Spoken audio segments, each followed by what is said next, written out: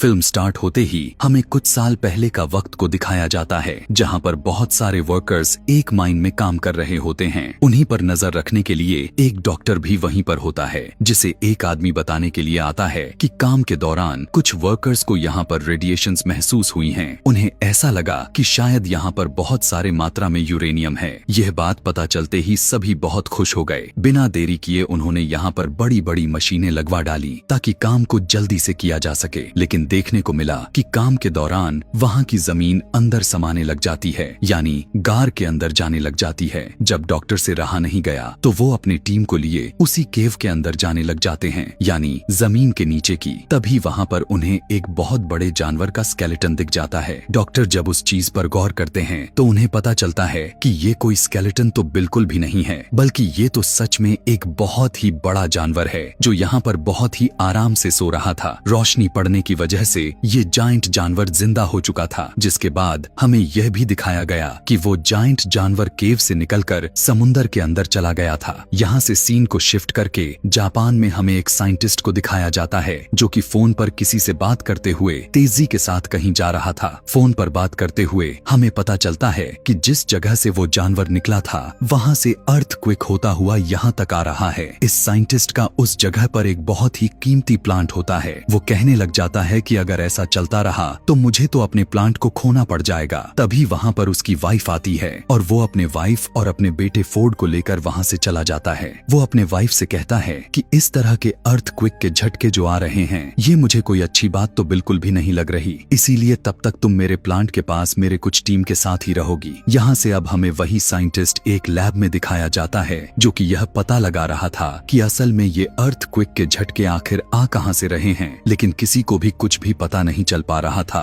कि आखिर ये कैसे हो रहे थे। जब ऐसा नहीं हो पाता तब वो कहने लग जाता है कि सारे के सारे मशीनरी को फौरन से ऑफ कर दिया जाए, क्योंकि हम नहीं जानते कि ये झटके किस चीज की हैं और ऐसा ना हो कि हमें नुकसान न पहुंचा दे। अभी उसका यह कहना ही था कि तभी अचानक से वहां पर दोबारा से अर्थक्वेक आने लग जाता है। यह सब देखते हुए वहां पर साइंटिस्ट की वाइफ भी आ जाती है। वो वहां से भागने लग जाती है। अर्थक्वेक इतना तेज होता है कि चैम्बर में ब्लास्ट हो जाने की वजह से पॉइजनस गैस यानी जहरीली गैस रिलीज हो जाती है और इनके ही तरफ बढ़ने लग जाती है। साइंटिस्ट अपने वाइफ को बचाने के लिए आगे बढ़ता है, लेकिन तब तक बहुत देर हो चुकी थी और गैस पूरी तरह से उस कैबिन में फैलने लग गई थी। जल्दबाजी में उसकी वाइफ उससे कहती है कि दरवाजा बंद कर दिया जाए, इससे पहले कि गैस यहाँ तक पहुँच जाए और सभी मारे जाए। फिर ना चाहते हुए साइंटिस्ट को वो दरवाजा बंद करना पड़ जाता है। अगर वो ऐसा ना करता तो उसके वाइफ की वजह से वहाँ पर मौजूद सारे के सारे लोग मारे जाते। अपनी वाइफ के खो देने की वजह से वो काफी उदास हो जाता है। यहाँ पर उसकी वाइफ कहने लग जाती है कि हमारे बेटे फोर्ड का ध्यान रखना,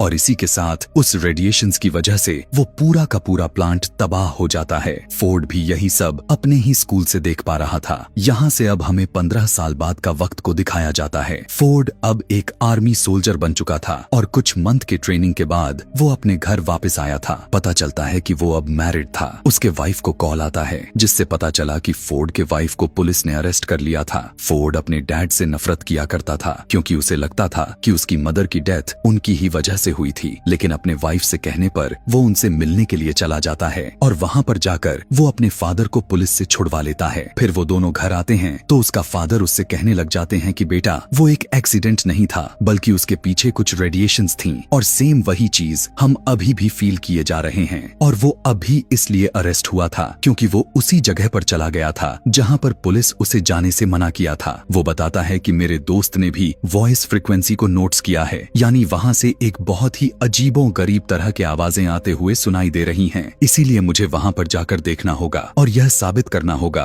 कि उस रोज प्लांट पर जो ब्लास्ट हुआ था वो कोई एक्सीडेंट नहीं था। यह सुनने के बाद फोर्ड भी अपने फादर के साथ वहाँ पर जाने के लिए चल देता है। अब वो लोग नोटिस करते हैं कि वहाँ पर तो कोई भी किसी भी तरह के जहरीली गैस या फिर कोई रेडिएशन नहीं थी। वहाँ पर पुलिस फिर से आ जाती है और उन दोनों को पकड़कर अपने साथ लेकर जाती है, और वहाँ पर वही डॉक्टर जो इस कहानी के स्टार्टिंग सीन में दिखाया गया था वो भी होता है। वो सभी साइंटिस्ट से पूछने लग जाते हैं कि आखिर तुम बार बार उस जगह पर क्यों जाते हो। तब वो सब कुछ बताने लग जाता है जो वो करना चाहता था। यह सुनने के बाद तो डॉक्टर को बहुत हैरानी होती है क्योंकि इतनी सारी इन्फॉर्मेशन तो उसे भी नहीं पता था।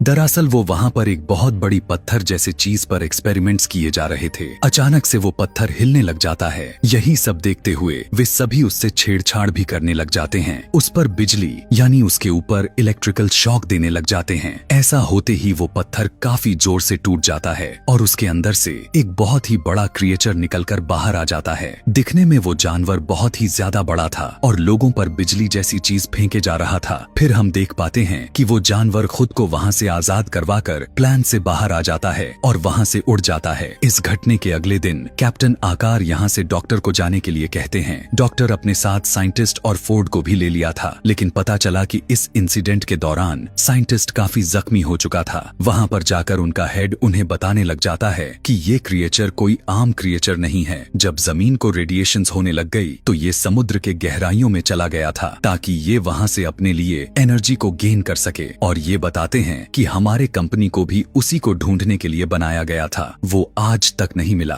जबकि उसका नाम गॉडजिला था और ये वही जानवर था जिसे लोग अर्थक्वेक समझ रहे थे। और वो समुद्र से चलता हुआ जापान के एक प्लांट में आ घुसा, क्योंकि उसे कोई ऐसी जगह की जरूरत थी जहां से वो बहुत सारी एनर्जी को एक साथ अपने अंदर ले पाए। इसी के साथ हमें दिखाया जाता है साइंटिस्ट यानी फोर्ड के फादर की डेथ हो जाती है। सभी लोग यह बात सोच सोच कर परेशान हो जाते हैं कि आज इनकी डेथ हुई है, कल को कोई और भी मर सकता है। अचानक वहाँ पर हेट को कॉल आती है कि समुंदर से अजीबो गरीब तरह के रेडिएशंस आ रही हैं और उन्हें पता चलता है कि वो क्रिएचर वहीं पर मौजूद है। दरअसल वो वहाँ पर न्यूक्लियर बॉम्ब को खाए जा रहा था क्योंकि उसे एनर्जी चाहिए थी, लेकिन इसी के साथ उन्हें वहाँ पर किसी और चीज की भी सिग्नल्स मिले जा रहे थे। वहाँ पर कुछ लोग भेजे गए थे जो यह देखकर हैरान परेशान हो गए कि समुंदर से एक बहुत बड़ा जानवर बाहर आ रहा है। वो दरअसल वही खतरनाक क्रिएचर था जो कि अब शहर में आ चुका था। सभी लोग उससे बहुत ज्यादा डर चुके थे, लेकिन उसी के साथ हमें गॉडजिला दिखाया गया जो कि अब गुस्से से चिल्ला रहा था। अगले दिन टीवी पर न्यूज में हमें दिखाया जाता है कि वो बड़ा सा क्रिएचर गॉडजिला से बचकर भाग चुका था। अब वो खतरनाक क्रिएचर समुंदर में जाकर और भी जानवर को अपने साथ ऐड कर रहा था। डॉक्टर की टीम मेंबर बताने लग जाती है कि हमें बहुत टाइम पहले 2 अंडे मिले हुए थे। एक अंडा में से जानवर निकलकर जापान के उसी प्लांट में चला गया था, लेकिन दूसरे अंडे के बारे में हमें कुछ नहीं पता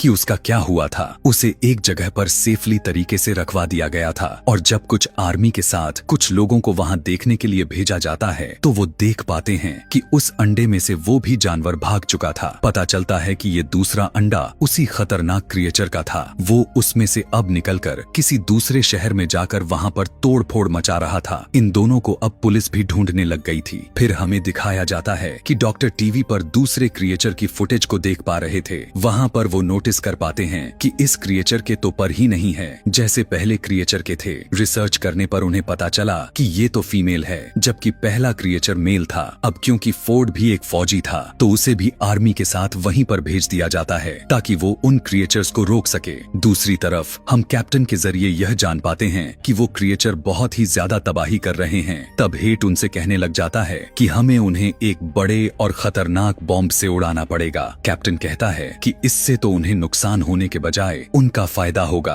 क्योंकि उन्हें न्यूक्लियर एनर्जी चाहिए जिससे वो और भी ज्यादा स्ट्रांग होते जाएंगे। तब हेट कहता है कि हम इसके अलावा कर भी क्या सकते हैं, आखिर हमें रिस्क तो लेना ही पड़ेगा। वो दोनों क्रिएचर अपनी एनर्जी रिस्टोर करने के लिए यानी रेडिएशंस को खुद में फील करने के लिए समुंदर की तरफ बढ़ने लग गए थे, क्योंकि समुंदर की गहराई से उन्हें बहुत सारी रेडिएशंस मिलेगी और इधर से गॉडजिला भी उन्हें मारने के लिए आगे बढ़ रहा था। तो यह सब लोग भी उसी समुंदर की तरफ बढ़ने लग जाते हैं और साथ में न्यूक्लियर बॉम्ब को रख लिए ताकि उन्हें उड़ाया जा सके। फोर्ड भी इधर नजर रखा हुआ था, जबकि उस बॉम्ब को एक बोट पर रखा गया था। मेल क्रिएचर उड़ता हुआ आकर उस बोट पर अटैक कर देता है और उस न्यूक्लियर बॉम्ब को उठाकर वहां से चला जाता है। अब वो दोनों क्रिएचर्स उन बॉम्ब को लेकर वहां से दूर चले गए थे। उन्हें वो चीज मिल चुकी थी जिससे उन्हें बहुत सारे एनर्जी मिलने वाले थे। आर्मी और हेट का यह प्लान अब पूरी तरह से नाकामयाब हो चुका था। वो लोग सोचने लग जाते हैं कि हमसे कुछ नहीं होने वाला, इसीलिए शायद गॉडजिला ही है जो हम सबकी जान बचा ले। आगे हमें दिखाया जाता है कि वो उड़ने वाला क्रिएचर अब शहर में आकर बहुत ही ज्यादा तबाही मचाने लग जाता है, लेकिन तभी वहाँ पर गॉडजिला भी आ जाता है। आर्मी भी वहीं पर मौजूद थी कि तभी वो उड़ने वाला क्रिएचर गॉडजिला पर अटैक कर डालता है और ये लोग लड़ने लग जाते हैं। ये जायंट क्रिएचर्स बहुत ही बड़े थे और लड़ते हुए शहर के बहुत चीजें डिस्ट्रॉय कर रहे थे, इसीलिए अपनी जान बचाने के लिए सभी पीछे हट जाते हैं। यहाँ पर इनमें से सिर्फ मेल क्रिएचर ही था, इसीलिए गॉडजिला इससे आसानी से लड़ पा रहा था और वो उसे मारने ही वाला होता है कि तभी पीछे से फीमेल क्रिएचर आकर गॉडजिला पर अटैक कर देती है और अब गॉडजिला इन दोनों मेल फीमेल क्रिएचर्स से अकेला ही लड़ रहा था। यहाँ पर उन दोनों को मार पाना गॉडजिला के लिए मुश्किल बढ़ती जा रही थी। दूसरी तरफ हमें दिखाया जाता है कि आर्मी को अंडरग्राउंड यानी जमीन के अंदर एक घोंसले में बहुत सारे अंडे मिल जाते हैं जो कि फीमेल क्रिएचर के ही थे। इधर गॉडजिला उनसे अब काफी जख्मी हो चुका था, उन्हें हरा पाना काफी मुश्किल होता जा रहा था। आर्मी भी वहाँ पर एक बॉम्ब पर टाइमर लगाकर बाहर आ जाती है और कुछ ही मिनट के बाद जब वो बॉम्ब ब्लास्ट हुआ तो वहाँ अंदर के सारे अंडे फट जाते हैं। मेल और फीमेल क्रिएचर जब यह देखते हैं तो उन्हें अपने अंडों की फिक्र होने लग जाती है। जल्दबाजी में दोनों गॉडजिला को छोड़कर अपने अंडे की तरफ भागते हैं। उस धमाके की वजह से गॉडजिला को यह फायदा हुआ कि उस धमाके की रेडिएशंस गॉडजिला में एनर्जी बनकर जाने लग गई और उसने वही एनर्जी को यूज करते हुए अपने मुंह से उन दोनों क्रिएचर पर उगल दी। यहाँ यह देखकर ऐसा लग रहा था कि गॉडजिला काफी स्ट्रॉन्ग हो चुका है। वो दोनों क्रिएचर्स से पूरी ताकत लगाकर लड़ रहा था। लड़ाई करते करते गॉडजिला मेल क्रिएचर को जान से मार देता है। यह देखने के बाद तो फीमेल क्रिएचर को काफी गुस्सा आ जाता है और उसे इस बात का भी गुस्सा उसके सर पर सवार हो चुका था कि आर्मी ने उसके दिए हुए सारे के सारे अंडों को बर्बाद कर दिया था। इसीलिए वो जब फोर्ड को देखती है तो उसकी तरफ बढ़ने लग जाती है, लेकिन गॉडजिला उसे पीछे से पकड़ लिया और उसका मुंह को खोलते हुए